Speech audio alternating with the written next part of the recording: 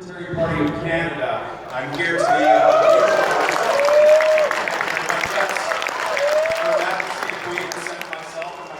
here to make sure everything is done in line. Welcome to the 2016 federal vice presidential debate. This is an exciting year for libertarians. We're watching with extreme excitement and bated breath up in Canada. Please welcome my co-host, Rob Turner. Also one of the Queen's subjects, I'm afraid, hence the strange speech impediment. But it's okay, it's okay. I'm not really here to take you back to the colonies. I became American last month, so...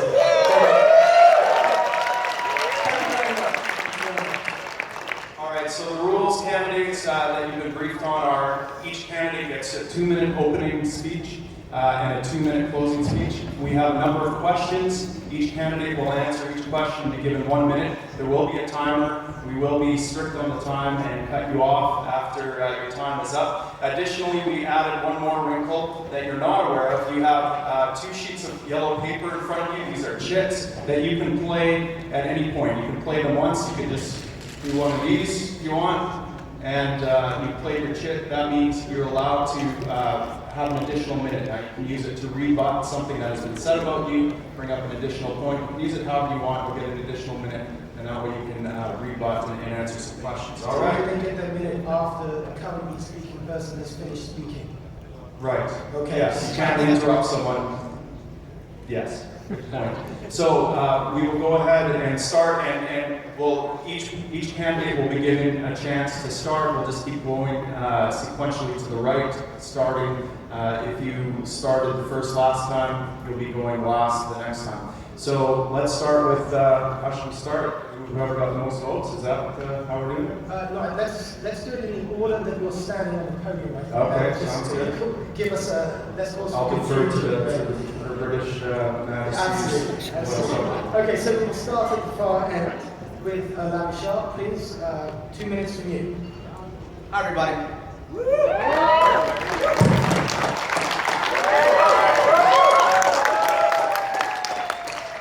So we are very lucky this year. We were given a gift. It's a very poorly wrapped gift of Trump and Hillary, but still a gift. So how do we take advantage of this poorly wrapped gift? We have to make sure that we communicate well, because now they're going to hear what we have to say. Their ears are open. So what are we going to do? Are we going to do it authentically or not? I say it must be authentically. But not just that. It must be in a way that is not just the mind, the brain. We've been giving our brains away for 20 years and it hasn't worked. I want us to give our soul away. I want them to hear who we are and love us for who we are. The problem right now is they're afraid. They're afraid so much that they brought Mama Bernie and Daddy Trump out. Mom, who Democrats want to be your mom and they want to give you the blanket and make you feel good. Or Trump, who wants to be the dad and the sword that's going to protect you. I don't want to be your mom. I don't want to be your dad. I want to be your brother. I want to be equal to you. I want to love you no matter who you love. I want to love you no matter what substance you decide to use. I want to love you no matter what you do. And if you have a problem or an issue, I don't want to put you in a 12-year prison. I want to help you in a 12-step program. I want to love you.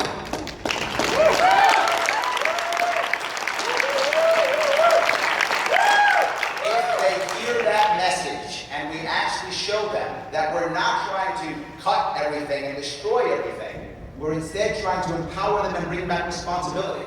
We want to be like a responsible, loving sibling, not like a dictatorial parent. Even though we think we know better, we don't. We're libertarians. Let's be authentic and let them know.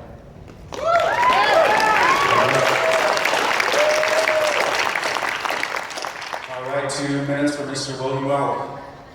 Well, I'm going to take my 2 minutes to tell you a little bit about what I've done in the public sector, which would be directly relevant to this race and what might come afterwards. I've been in the private sector most of my working life. I had 2 stints of 6.5 years each in the public sector. The first was in the Justice Department as the United States Attorney in Massachusetts for 5 years, and as head of the criminal division of the Justice Department in Washington for the better part of 2 years. My emphasis was on public corruption cases, which was prosecuting corrupt officials who stolen money from programs that belong to the taxpayers.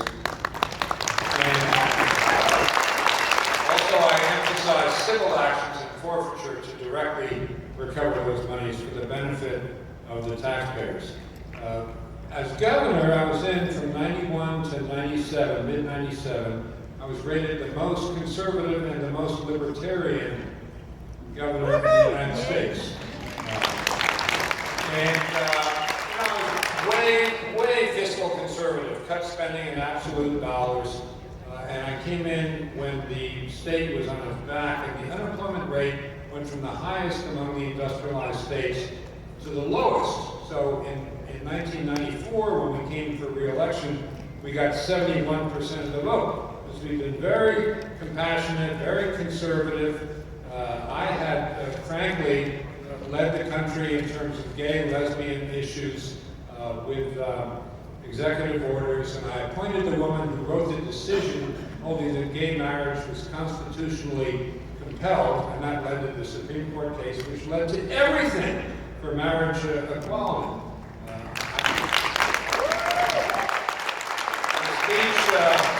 My speech to the Republican convention in Houston, I was a new governor in 1992. Okay for me, right? It's an additional minute. So my speech to the Republican convention was short, and the theme was, and the founding statement was, my philosophy of government is I want the government out of your pocketbook and out of your bedroom. And that's a concise statement of my philosophy. Of course, the Pat Buchanan people in the front rows booed lustily and said, that's it, he just admitted it, he's gay, which shows you how flexible they were in their acceptance of a tolerant philosophy. My guiding philosophy was that there's no such thing as government money, there's only taxpayers' money, and that is stated. All right, coming up, PowerPoint and chits right off the bat. And next we're going to go to Miss Alicia Dearn. I want you to know the person I am. I am a libertarian warrior. In 2011, I got sick. And that caused me to lose my job, which caused me to go broke, which caused me to lose health care. My husband is an immigrant, and his chosen profession is a ship's captain. He cannot do his job because of the Patriot Act here in America. So you know what we did? We bought a house for $15,000 cash in St. Louis and moved there from California. It had no electricity, it had no plumbing, it had no heating, the doors and windows were boarded up, and it was winter. It was illegal for us to move in, but we did it anyway. We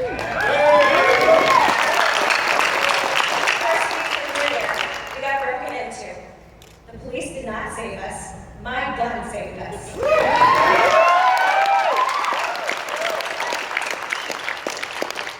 No one hires a sick person, so I started a business, and that's how we ate. My husband built our house board by board with his bare hands. It took us 2 years. That entire time, I did not have health care. The laws actually prevented me from getting it, and I got worse. Government interference with our health care system cost me my ability to have children, and I am mad as hell about it. I fought and I survived. Government only takes from me. Government tells me no, and government tells me I can't. It made it nearly impossible for me to escape abject poverty. Government hurt me like it hurts millions of people, like it hurts all of you. I survived. I got the strength to survive by becoming part of something bigger than myself, and that was the Libertarian Party.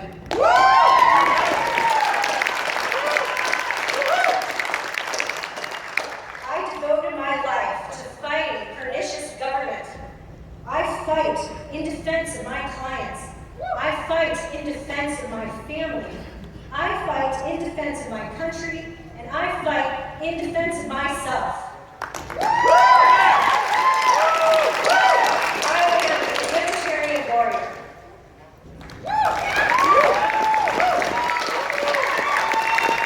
All right, on to Mr. Coley.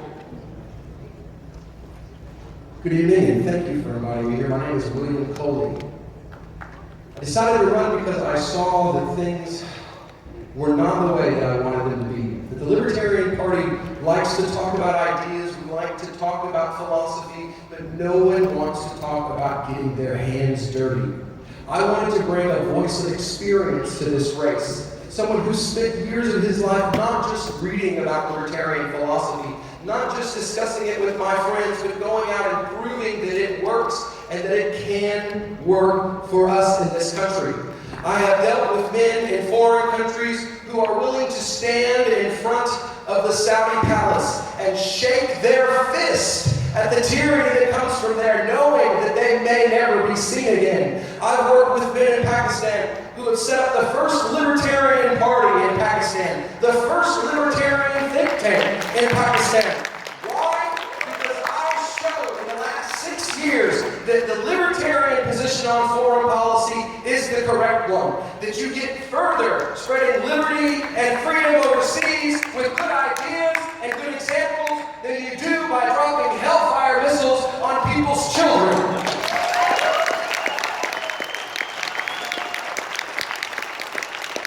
One of the most controversial subjects in this election cycle is immigration. And I have experience there too. I know what it's like to have a gun in your face from the government once every 6 months, 8 months, 3 months, saying your money or your wife. I know what it's like to walk up your sidewalk to your home, to look at your nursing wife and say, honey, another letter came. They want $1,500 more. I don't know where the money's going to come from. If I don't have it in 30 days, they're going to make you leave. They're going to take you from me and our children. I bring a voice of experience who knows what it's like to go through the hell that comes from living through our immigration system.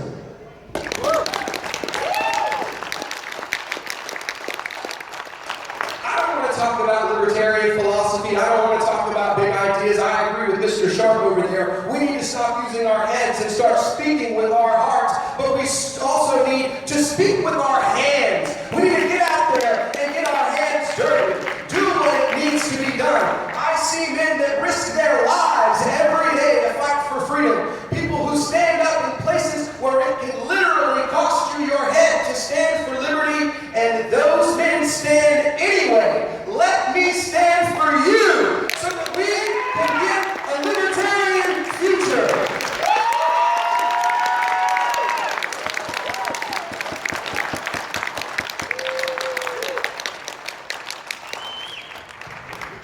Thank you, everyone. I hope these questions are as good as those opening remarks.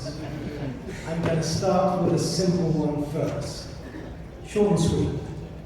Who did more damage? Bush or Obama, and why? And in the pattern of this debate, we would like to start with William Weld this time. Here's the beginning, please.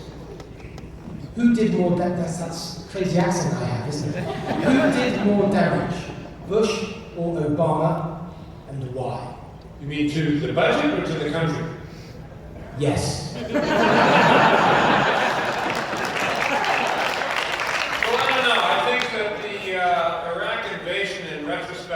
Turns out to have been it's an understated, always Yankee understatement, not such a great idea. And it's inflamed the Sunni-Shia conflict in the Middle East, which is one of the most dangerous examples of religious sectarianism in the world. And it's not, and the sequelae in Libya and Benghazi and other countries in the Middle East have not been successful. Those were under Obama. So on the foreign policy point, I'd say both. The other thing is spending. By the time President Obama leaves office, our deficit is to be $20 trillion. That's a Bush-Obama deficit. You go back to Bill Clinton, there's nothing like that deficit. I'd rate it a tie.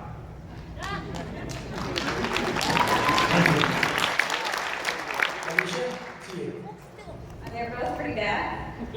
Bush got us into 2 wars that we were still in, and he massively increased spending. He did bank bailouts, and none of that has made anything better for us. Obama has doubled down on those policies. We've had Obamacare, we've had additional bailouts, we've had crony capitalism, and now we're into more conflicts. Who's worse? I would say by a nose, it was Obama, because he took all of the failed Bush policies and then he added to them.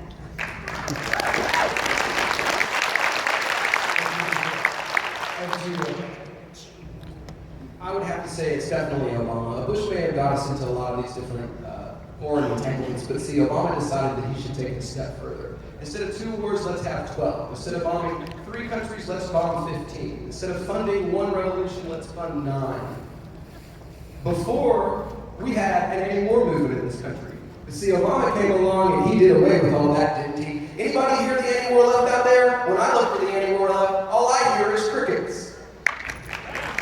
That's a big change in our country. There was always one big group, half the country, that said they weren't willing to stand for bloodshed in the name of this country. And sadly, unfortunately now, we are that only group. We are that group that can bring a voice to that message. And that's why I believe that Obama was worse.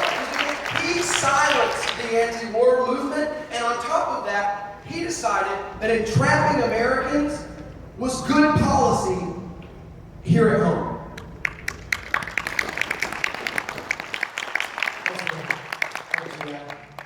Could you imagine after 9/11, if all of a sudden we decided instead of invading countries, we instead took our best special forces, all of them, the best in the world, and sent them after Osama bin Laden? Within a year or 2, the odds are we would have got him. We would have got him under Bush.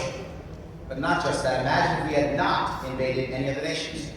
We had just gotten Osama and then come home.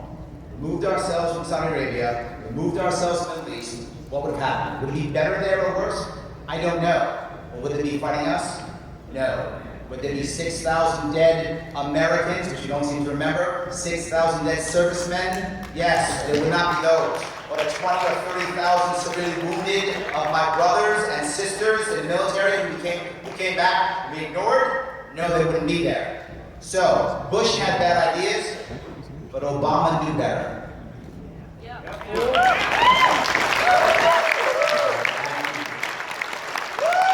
This next round starts off with Alicia.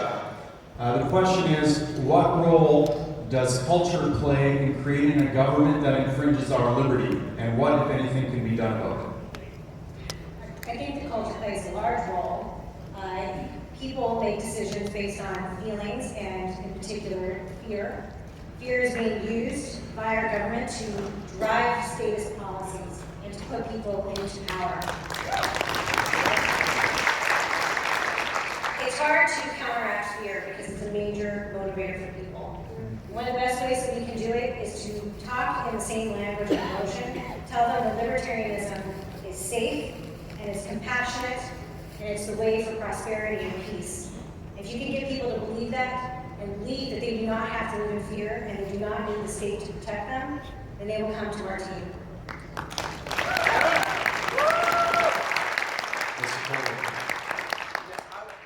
Absolutely have to agree that it's fear, and that's because I've studied history. I've spent quite a few years of my life studying the downfall of other pluralist societies that existed before our own. And what usually happens is there's some military threat that scares everyone to death. There's some overthrow, there's some occupation that scares the bejesus out of grandmothers. And what happens is we decide that we want to regress, not progress, regress back to old ideas and failed ways of doing things. Things that we cast off in the times of the common law and cast off again in the time of the Declaration. We cannot embrace their views. We cannot allow them to use fear and anger to turn us against each other. We have to stand together. That's the only way a culture can survive. Because every culture that's been overtaken by fear has followed the same exact path. And that's part of the reason why I'm running. It's because I've seen in history how that happens. I want to see it not happen here.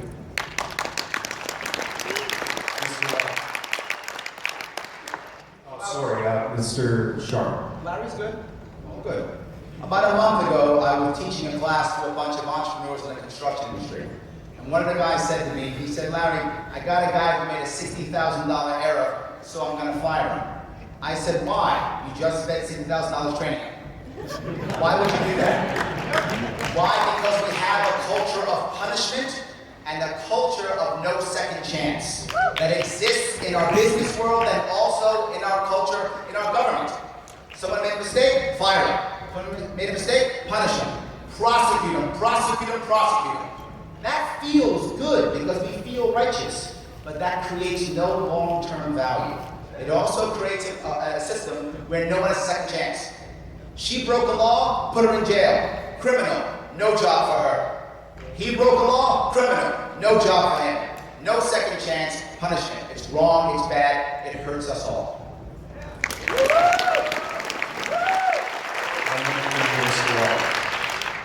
I thought the question was, what role does culture play in what the future of our polity is going to be? And if that's the proposition, I think that culture has a huge defensive role to play against us falling into a very unattractive position. Sir Kenneth Clark, the author of the book Civilization, said if you want to know how elevated a civilization is, look in the book of its art.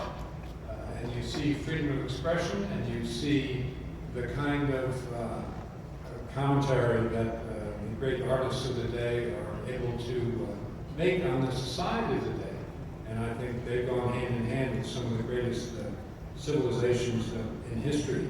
A subset of that would be freedom of the press, which is certainly a culture in the United States, although under attack. And that is a major bulwark against governmental power and a contributor to pluralism, which I think are two cultural aspects promotive of the kind of political society I want to see. It's time.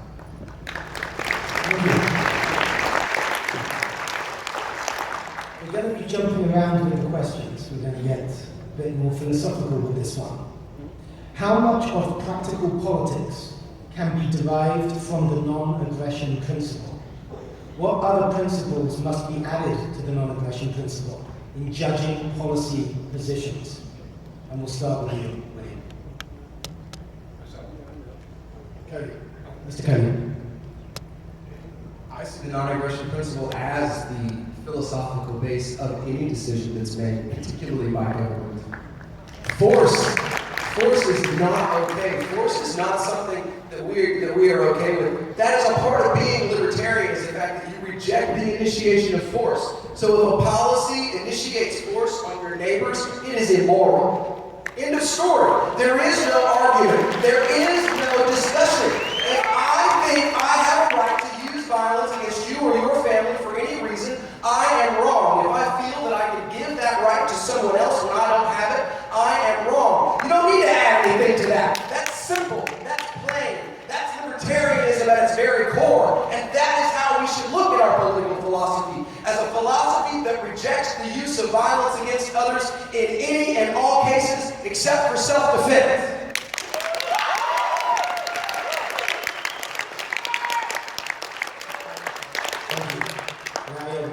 I wish I could just say ditto. You can. Remember something, everyone. Government is law, and most people think they're being righteous when they say there ought to be a law. They think they're not talking about force. There ought to be a law. I'm doing the right thing. But law is force. It's just outsourced force to our police force, to our judge system. And that's okay, because sometimes force is the right answer. If there's a victim, if there's a loss of property, or threat of loss of property, or life, or limb, then force is okay. But why would you want to use force for something that doesn't have a victim? If there's no victim, then there should be no force, then there should be no law, then there should be no government. It is that simple. The NAP is the basis. If I don't think it's okay to physically grab a cigarette from your mouth, then there should be no law about those cigarettes.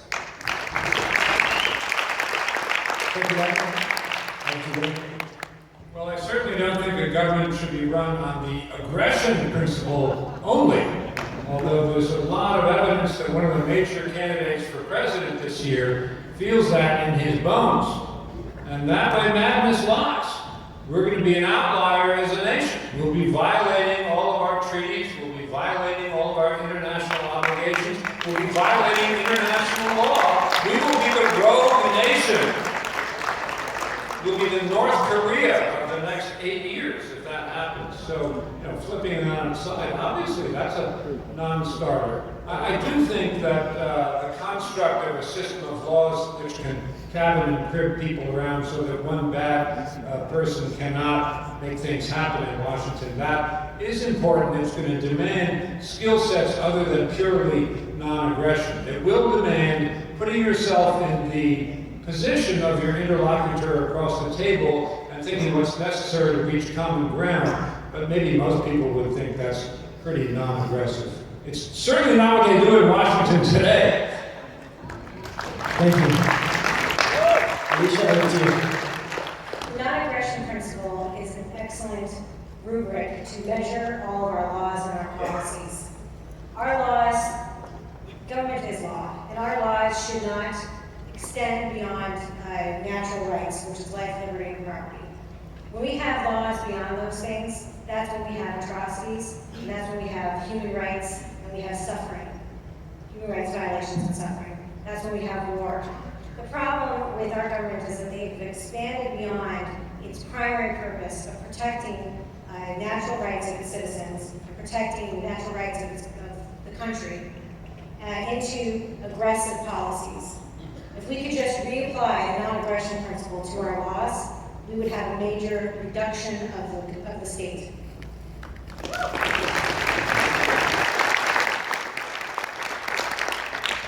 All right, next round of questions starts with Mr. Sharpe. Should the U.S. be part of international organizations like NATO or the UN? Why or why not? Great. One of the biggest mistakes we made after the Cold War ended was we didn't disband NATO. NATO's job was to defend ourselves against the Soviet Union. Once the Soviet Union went away, why didn't NATO go away? It should immediately. All they did was make the Russians distrust us even more. We have problems now with them because they're saying, why do you want NATO? Why do you keep pushing it? It was worthless. George Washington told us, the first president, stay out of foreign entanglements. Stay out. Absolutely. NATO, disband, get out, let them do what they want. If the EU wants to keep NATO, good for the EU. We are not part of the EU. If the UN, please go ahead. Absolutely. If the UN would be a completely non-enforcing, just collaborative agency, maybe. Otherwise, no UN. All right, over to Mr. Weld. So I do think there's an issue of mission creep with NATO, looking for new things to do. A possibility of having outlived the original charter. So I think that's a legit topic to consider. Getting out of the UN, I've spent so much time in foreign countries in the last 10 years. I'm on an international foreign heads of state group that meets once a year to talk about issues such as water, food, nuclear war, religious sectarianism, and I hear about problems all over the world. And I go to other countries, mostly third world countries, with my business hat on, and I see all this suffering, and it's caused by governments. So I would stay in the UN to try to reach those problems of the citizenry by putting the heat on the governments.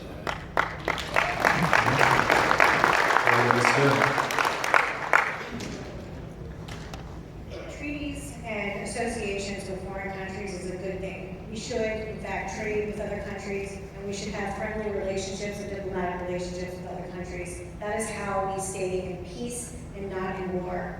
The problem is, we have become the world's policemen, and treaties are used as justification for us warring on behalf of our treaty neighbors.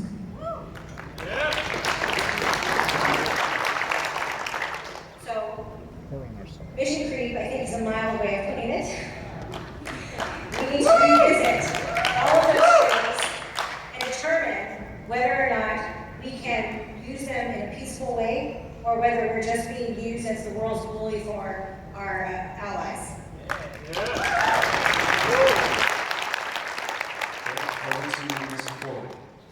Should the United States be part of NATO and the UN? Short answer, hell no. Yeah. No, we should not be part of the UN. We should not be part of NATO. It's not our business. It has nothing to do with us. We shouldn't be overseas trying to buy off politicians, trying to buy off governments, trying to use NATO. It's a hammer. That's the way that it works. If you have a hammer, you're going to try to find a way to use it. That's the way reality is. That's simple. It's simple logic. I have a hammer. I need to find a nail. That's what the UN is. It's a giant hammer looking for something to smash. And I would have to argue that you can't put pressure on governments overseas through the UN because the UN is a complete and total joke. They absolutely selectively enforce what their directives are. So no, you can't use the UN to put the pressure on those governments, particularly when our government is funding and arming them.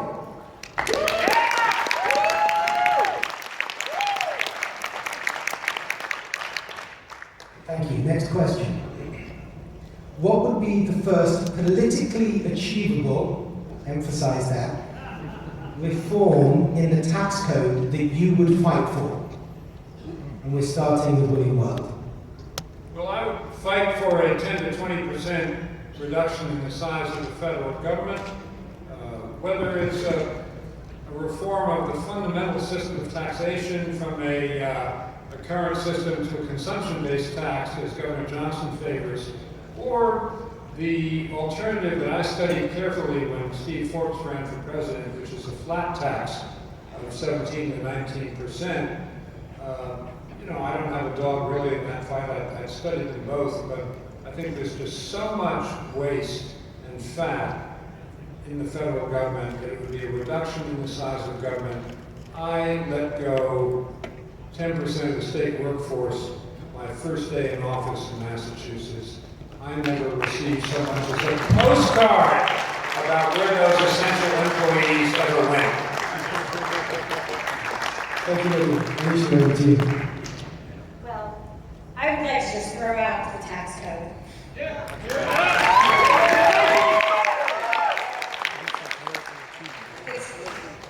It's killing our economy, and it's a massive pile of regulations that nobody can understand. My own CPA, who's been doing it for 25 years, doesn't understand everything in the tax code. But if that's not politically achievable, then I would start with reducing the corporate income tax so that we can stimulate our economy by allowing entrepreneurs to get moving again and not taxing innovation and taxing labor.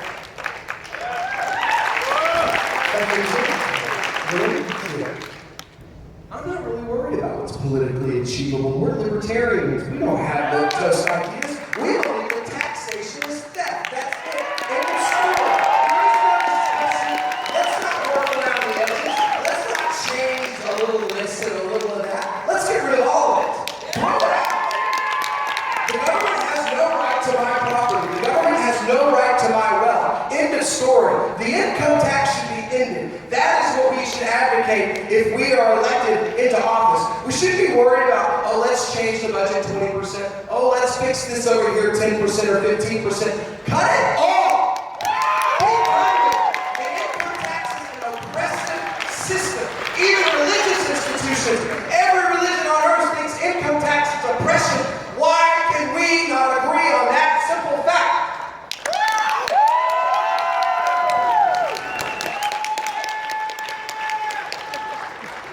What do you want, Larry? It used to be that we got most of our money from the federal government from other things than employees. Now we get a whole lot of our money from payroll tax. And what does that do? It makes you not want to hire people. It makes the government stop facilitating employment. I want the government to help, not hurt.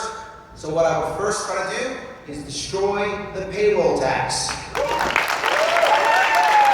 If you destroy the payroll tax, by default, people will have more money in their pocket. By default, people will want to hire more people. That will actually, by default, wind up cutting it's something like, was it 35, 40%? We have Google, someone tell me.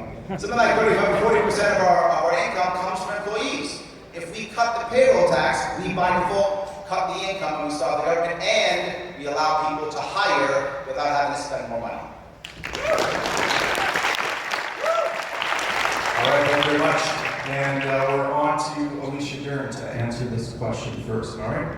Yeah, okay. My question, I'm really curious to see how you're going to ask this. As a Canadian, it seems to me that our Queen grants us about as much freedom as your president. Do you think that all the blood spilled in the American Revolution was therefore worth it? And would you personally recommend an armed rebellion?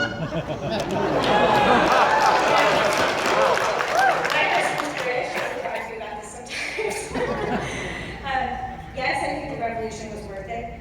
There is no king over me, and there never will be. Our rights do not come from government, they do not come from the Queen. They come from the mere fact that we exist. Our rights, life, liberty, and property, nobody needs to grant that to me. It belongs to me, and it will until the day I die.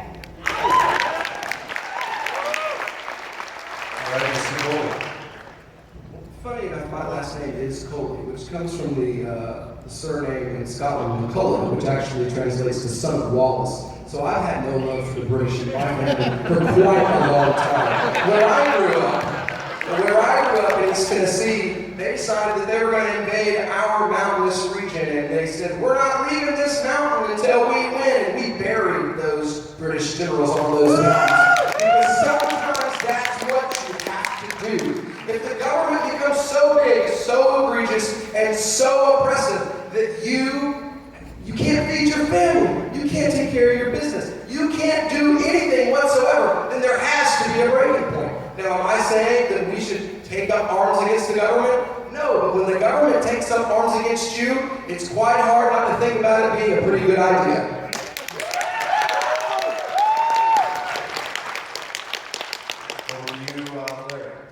Say revolution is always a good idea when you think you have to revolt. But let's not assume that the only way to revolt is through violence.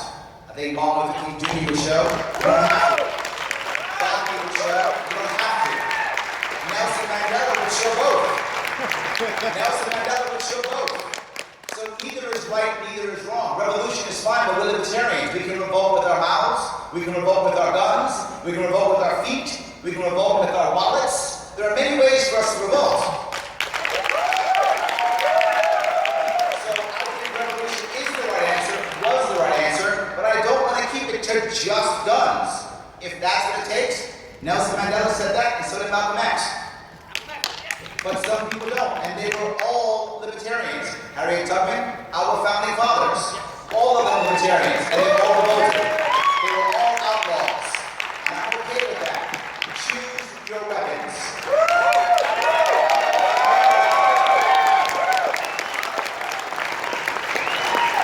All right, over to you, Mr. Weld. Well, I very much think all the blood spilled in the American Revolution was worth it to throw off a system of government that was authoritarian and that thrust the individual in a corner. That would be us. And that's been a lasting benefit to us and to the world, which is why I think we should pay particular attention this year to proposals to have a possible President of the United States forswear all American law, and not all, but some American law and treaty violations, violation of the Constitution, to erect walls between countries. You know, something there is that does not level a wall, and there's a reason for that. To take on unilaterally killing the families of people who are suspected of bad activities against the United States. That's a violation of the Constitution, okay? So I think that shows a pattern of disregarding the lessons of history and the lessons of law, and it may be time for a little bit more revolution, and the revolution this year, politically, is the Libertarian Party.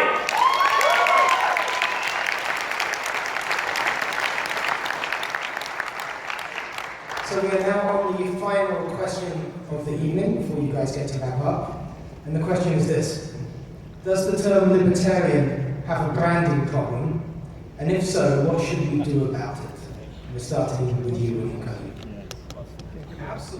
Absolutely, the Libertarian Party has a branding problem. We have an image problem, a very bad image problem. I work with a lot of people on the left. I've done everything I can to try to bring more people from the left into the Libertarian Party, even though I came from Ron Paul Republicans into the party. So there is an image problem. They believe that we are the crotchety, older version of the Republican Party, the segregationist party, the Koch brothers party, and that's not true. And that's part of why I'm running, is I want to rebrand the party, because we already are the party of progress. The left, they're not the party of progress, they're the party of old ideas, recycling ideas that have failed over and over for the last 150 years. They're not the party of progress, they're the party of regression. Our party is the party of progress. Our party is the party of tolerance. The only true progress in life is every step we take toward furthering the ideas of liberty, toward more individual freedom for each individual. And what I want to do is I want to introduce the world to the real Libertarian Party. The party that ran a Jewish woman as their first vice presidential candidate and got us our first electoral vote. The party that turned the law, hopefully came there to run for president in our party. We stood on political ground the left still will not walk here 40 years ago. And we need to do that again. Show this country we are not the Koch brother party. We don't want segregation. All we want is businesses to be allowed to use service that they don't want to do service with. If you own a falafel shop and a guy has a Kill All the Muslims t-shirt on, I want you to be able to tell that man to get out of your store. The same as if you're a bigot and you don't want a woman with a headscarf in your business, I think you should be able to tell her to leave too. Because that's freedom. That's what freedom is. Freedom is the ability to associate with who you want and who you don't. But we don't have to sound like racists to say that. Let me tell that message. I'll get it across.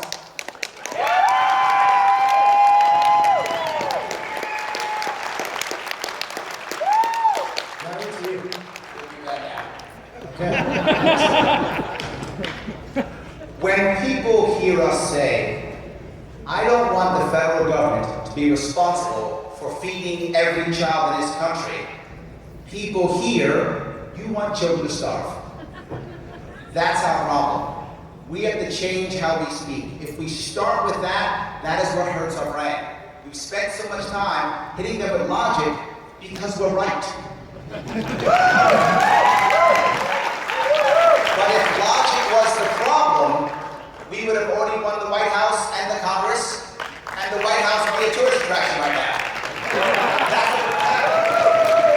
So it's not logic. That's our problem. It is emotion and that feeling. We must change that. We must get them to hear our message, and we can do that now.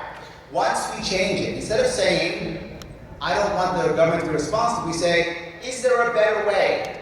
Is there a better way? How can we fix this? They will hear us. In fact, if you tell a statist, what's the best way to feed children? They won't say government. They'll say charity. Oh yeah, charity. Now we can talk. Now they will hear us, and that's what we need. We have to understand something. We are the only party that has an ism. There is no democratic-ism, republic-ism, libertarianism. Why? Democrats want what is good and will help, but they will do anything to get that with that good intent, and it will end up in punishment. Republicans will do what is right and righteous. They'll do whatever it takes to do that. It will end up in punishment. But libertarians, we have something special. We have the non-aggression principle. That principle says that I don't want to force anyone to do anything. So everything you do by default does not end in a new way to punish. Right. That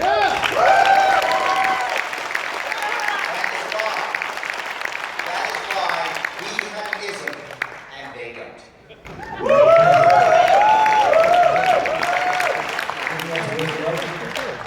Well, I think there's something in the question. You know, maybe the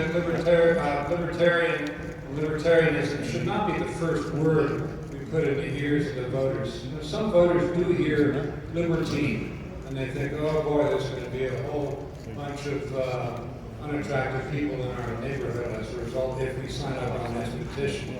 if you cut to the substance, and instead of opening with that word, say, well, we're on the ballot in all 50 states. This is what we think. We don't agree with the Dems or the R's.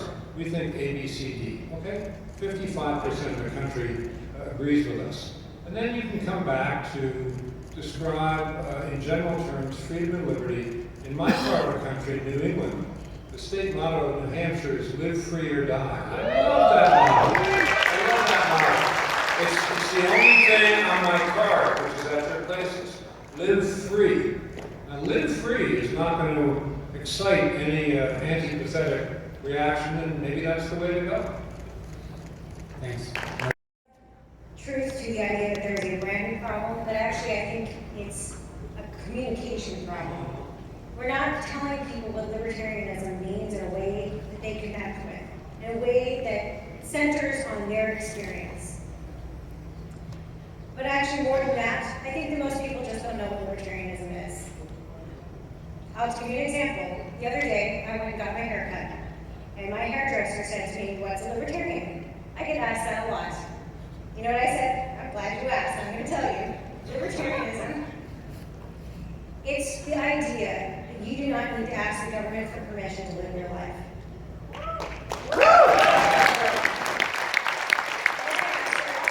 How much money did you spend getting a license to cut my hair? How much money do you have to pay the state of California for the right to work?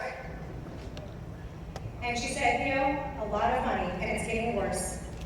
And I said, libertarians, we think that you should be free to cut my hair if I asked you to, without you having to get permission for it. And she said, I can agree with that, and so did everybody else in that salon.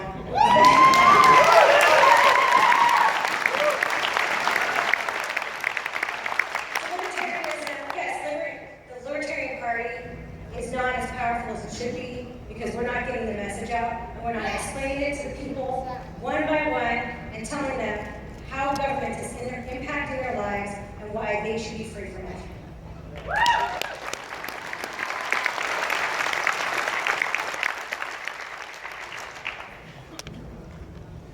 All right, so now we're going to have closing statements, and we'll do it in the reverse order of the opening statement. So we'll start with you, Mr. Coley. You have 2 minutes.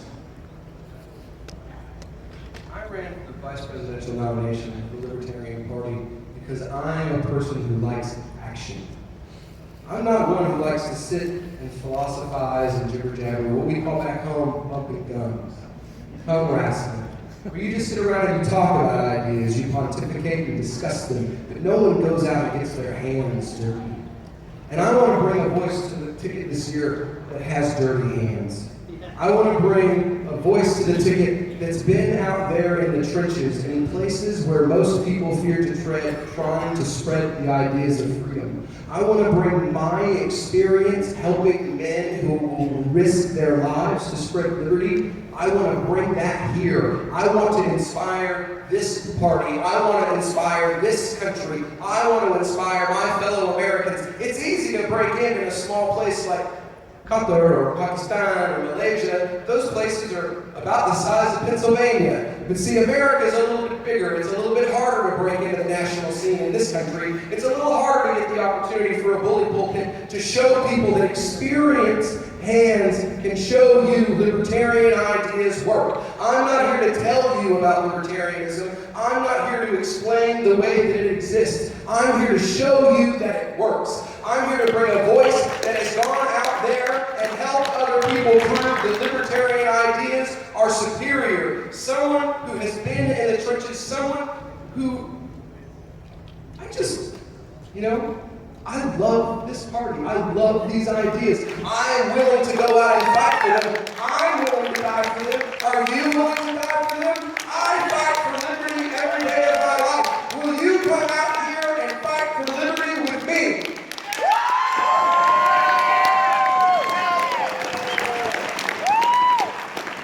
All right, we'll move to Miss Alicia Dearn. So I've centered my campaign around this idea of compassionate libertarianism. That is not a change to the libertarian ideal. It's explaining to non-libertarians that freedom is the answer.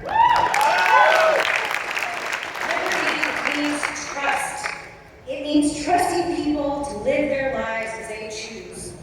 It means trusting that when other people meet their goals, it's for the benefit of us all. Liberty means hope, because hope knows no bounds. Liberty means prosperity, because it frees our people to create and to innovate. They can innovate anything you can imagine. Liberty means opportunity for the disenfranchised. It is only in a free country where anyone, for coming from anywhere, can run for vice president. If you love your fellow man, you will want them to be free.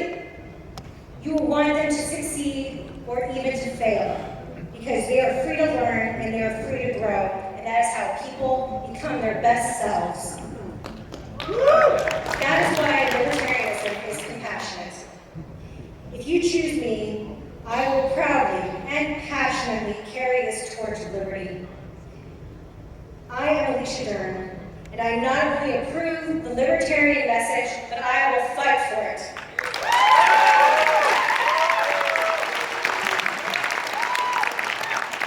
All right. Mr. William Weld. So I will be eternally grateful to my dying breath to Garrett Johnson for offering me the opportunity to be a part of these proceedings with him this year. And I do think that together, if Gary and I divide the work equally, which we're going to do, I think we've accomplished quite a lot for the country and for the party this year. As I said earlier, I don't think we should say who on this person or who on that person, but we should point out affably that we don't agree with either party, that we're to the right on fiscal stewardship, we're to the left on issues of personal freedom, and then ask people, well, what do you think? Because about 50% of the country is going to say, that sounds okay to me. And the next step, again, as I mentioned, is to speak truth to power, reveal the emperor for wearing no clothes on those issues where the emperor in either party is wearing no clothes. And I think what that is going to do is enable us to make a run on the gridlock that has gripped the country.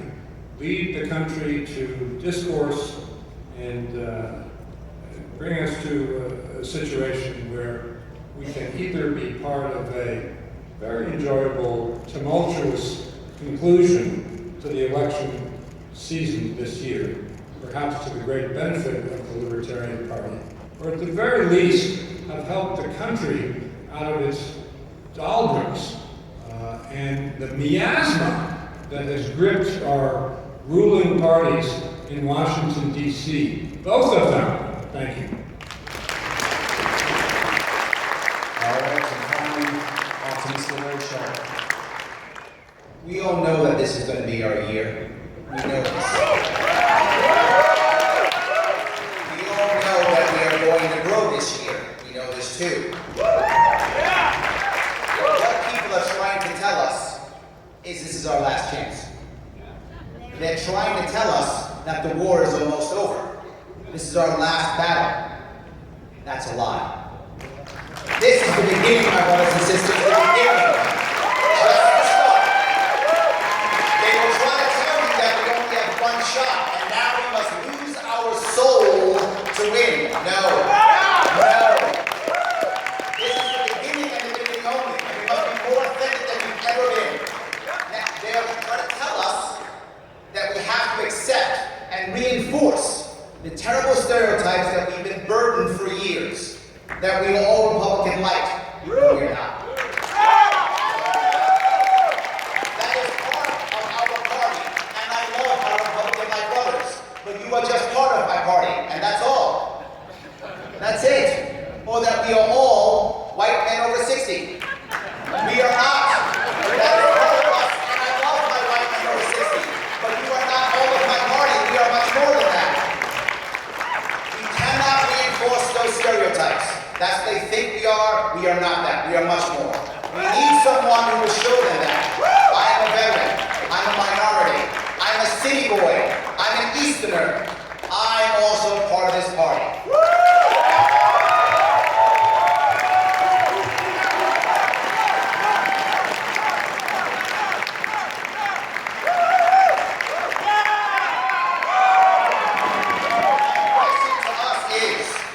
If we believe two things, we have a big problem. Do we believe that you have to have government experience to be in government?